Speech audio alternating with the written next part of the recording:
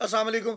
अच्छा जी, अफगानिस्तान वालिਆਂ ਨੂੰ ਮੁਲਕ ਦੇ ਵਿੱਚੋਂ ਨਾ ਕੱਢਣ ਦਾ ਜਿਹੜਾ ਫੈਸਲਾ ਸੀ ਨਾ, ਉੱਤੇ ਅਮਲ ਦਰਾਮਦ ਦਾ ਸਿਲਸਿਲਾ ਜਾਰੀ ਸੀਗਾ। ਫੈਸਲਾਬਾਦ ਦੇ ਵਿੱਚੋਂ ਵੀ ਅਫਗਾਨੀਆਂ ਨੂੰ ਫੜ ਕੇ ਕੱਢ ਰਹੇ ਸੀ, ਕਿਉਂਕਿ ਅਸੀਂ ਇਹਨਾਂ ਨੂੰ ਮਹਿਮਾਨ ਬਣਾ ਕੇ ਰੱਖਿਆ ਸੀ, ਲੇਕਿਨ ਇਹ ਮਹਿਮਾਨ ਬਣੇ ਨਹੀਂ। ਤੇ ਅੱਜ ਇਹਨਾਂ ਦੀ ਹਰਕਤ ਚੈੱਕ ਕਰ ਲਓ। ਫੈਸਲਾਬਾਦ ਦੀ ਪੁਲਿਸ ਨੇ ਫੜ ਕੇ ਪਨਾਹਗਾਹ ਦੇ ਵਿੱਚ ਡੱਕੇ ਸੀ, ਉੱਥੋਂ ਭੱਜ ਗਏ। ਤੁਸੀਂ ਫੈਸਲਾਬਾਦ ਦੀ ਪੁਲਿਸ ਦੀ ਵੀ ਨਾਅਹਲੀ ਚੈੱਕ ਕਰਨੀ ਆ, ਜਿਹੜੇ ਉੱਥੇ ਗਾਰਦ ਦੇ ਉੱਪਰ ਲੱਗੇ ਹੋਏ ਸੀ, ਜਿਨ੍ਹਾਂ ਦੀ ਉੱਥੇ ਡਿਊਟੀ ਸੀਗੀ ਕਿ ਅਫਗਾਨੀ ਇੱਥੇ ਕੈਦ ਕੀਤੇ ਹੋਏ, ਜਿਨ੍ਹਾਂ ਨੂੰ ਫੜ ਕੇ ਜਿਨ੍ਹਾਂ ਦੇ ਕਾਗਜ਼ ਮੁਕੰਮਲ ਕਰਨ ਤੋਂ ਬਾਅਦ ਉਹਨਾਂ ਨੂੰ ਅਫਗਾਨਿਸਤਾਨ ਭੇਜਣਾ ਵਾ।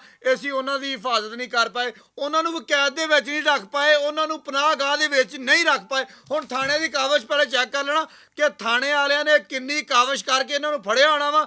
ਜਿਹੜੇ ਉੱਥੇ ਗਾਰਦ ਤੇ ਬੈਠੇ ਆ ਜਾਂ ਜ਼ਿਲ੍ਹੀ ਇੰਤਜ਼ਾਮੀਆ ਵਾਲੇ ਆ, ਉਹਨਾਂ ਨੇ ਮਿੰਟ ਮਰਾਇਆ, ਭਜਾ ਕੇ ਪਰਾਂ ਕੀਤੇ ਆ। ਪਹਿਲੇ ਦਾ ਨਾਮ ਆ ਜੀ ਅਬਦੁਲ ਬਸੀਰ ਵਲਦ ਅਬਦੁਲ ਸਤਾਰ। ਇਹਦੀ ਉਮਰ ਹੈਗੀ ਜੀ 32 ਸਾਲ। ਥਾਣਾ ਸਾਂਦਰਬਾਰ ਪੁਲਿਸ ਨੇ 5/12/2025 ਨੂੰ ਫੜ ਕੇ ਪਨਾਹਗਾਹ ਦੇ ਵਿੱਚ ਲਿਆ ਕੇ ਜਮ੍ਹਾਂ ਕਰਾਤਾ ਕਿ ਇਹਨੂੰ ਹੁਣ ਅਫਗਾਨਿਸਤਾਨ ਛੱਡ ਦਿਓ, ਲੇਕਿਨ ਉਹ ਇੱਥੋਂ ਭੱਜ ਗਿਆ ਜੀ। ਦੂਸਰੇ ਨੰਬਰ ਤੇ ਆਂਦਾ ਜੀ ਇੱਜ਼ਤ ਖਾਨ ਵਲਦ ਚਨਾਬ ਗੁੱਲ। ਉਮਰ ਹੈਗੀ ਜੀ ਇਹਦੀ 20 ਸਾਲ। ਥਾਣਾ ਡਿਸਕੋਟ ਵਾਲਿਆਂ ਨੇ ਫੜਿਆ ਜੀ 20/12/2025 ਨੂੰ ਕਿ ਇਹਨੂੰ ਇੱਥੇ ਰੱਖੋ, ਕਾਗਜ਼ ਪੂਰੇ ਕਰੋ ਤੇ ਅਫਗਾਨਿਸਤਾਨ ਭੇਜ ਦਿਓ। ਲੇਕਿਨ ਇੱਥੇ ਜਿਹੜੇ ਬੰਦੇ ਸੀਗੇ, ਜਿਹੜੇ ਪਨਾਹਗਾਹ ਦੇ ਬੰਦੇ ਸੀ, ਜਿਹੜੀ ਬਾਹਰ ਪੁਲਿਸ ਲੱਗੀ ਹੋਈ ਸੀ, ਉਹਦੀ ਐਡੀ ਕੁ ਨਾਅਹਲੀ ਆ, ਉਹਨਾਂ ਦੇ ਕੋਲੋਂ ਇਹ ਜਿਹੜਾ ਅਫਗਾਨੀ ਸੀ ਇਹ ਵੀ ਭੱਜ ਗਿਆ। ਦੂਜੇ ਨੰਬਰ ਤੇ ਆਂਦਾ ਜੀ ਜਲੀਲ ਖਾਨ ਵਲਦ ਗੁੱਲ ਖਾਨ। ਇਹਦੀ ਉਮਰ ਹੈਗੀ ਜੀ 27 ਸਾਲ।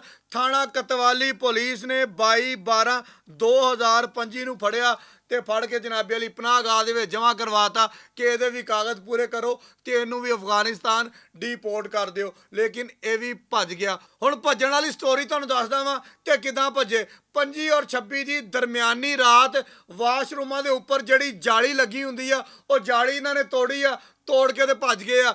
IG ਪੰਜਾਬ ਵੱਲੋਂ, ਵਜ਼ੀਰ ਆਲਾ ਪੰਜਾਬ ਵੱਲੋਂ, ਹਕੂਮਤ ਪਾਕਿਸਤਾਨ ਵੱਲੋਂ ਲਿਸਟਾਂ ਦਿੱਤੀਆਂ ਗਈਆਂ ਕਿ ਇਹ ਅਫਗਾਨੀ ਫੜੋ ਔਰ ਇਹਨਾਂ ਨੂੰ ਫੜ ਕੇ ਮੁਲਕ ਤੋਂ ਬਾਹਰ ਕੱਢੋ, ਕਿਉਂਕਿ ਇਹ ਸਾਡੇ ਮਹਿਮਾਨ ਸੀਗੇ, ਲੇਕਿਨ ਮਹਿਮਾਨ ਦੇ ਰੂਪ ਦੇ ਵਿੱਚ ਦਹਿਸ਼ਤਗਰਦ ਬਣੇ ਰਹੇ, ਸਾਡੇ ਮੁਲਕ ਦੇ ਨਾਲ ਖੇਲਦੇ ਰਹੇ, ਸਾਡੇ ਮੁਲਕ ਦੀਆਂ ਸ਼ਹਿਰੀਆਂ ਦੀਆਂ ਜਾਨਾਂ ਦੇ ਨਾਲ ਖੇਲਦੇ ਰਹੇ। ਲਿਹਾਜ਼ਾ ਇਹਨਾਂ ਨੂੰ ਫੌਰੀ ਤੌਰ ਤੇ ਬਾਹਰ ਕੱਢੋ। ਮੈਂ ਤਾਂ ਇਹ ਦੱਸਣਾ ਚਾਹਾਂਗਾ ਕਿ ਐਡਾ ਹਸਾਸ ਮਾਮਲਾ, ਐਡੀ ਹਸਾਸ ਨੌਈਅਤ ਦਾ ਮਾਮਲਾ, ਲੇਕਿਨ ਫੈਸਲਾਬਾਦ ਦੀ ਪੁਲਿਸ ਇਹਨੂੰ ਵੀ ਟੈਕਲ ਨਹੀਂ ਕਰ ਸਕੀ।